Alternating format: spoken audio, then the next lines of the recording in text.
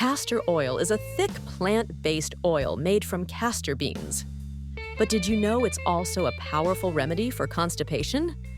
According to a detailed review by Health.com, castor oil acts as a stimulant laxative. Once taken, it's broken down into racinoleic acid, which kicks the intestines into action, usually within 6 to 12 hours. Experts at the National Library of Medicine, DailyMed, recommend the following dosage. Adults can take 1560 ml, 1-4 tablespoons.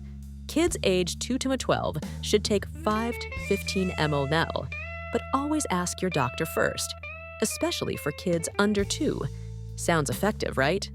But caution, overusing castor oil can cause cramps, dehydration, and even dependency. Cleveland Clinic warns it's best for short-term relief only, not for regular use. This is WellNerd, decoding health with real research. Sources: Health.com, DailyMed, NLM, Cleveland Clinic. Subscribe for science that makes sense.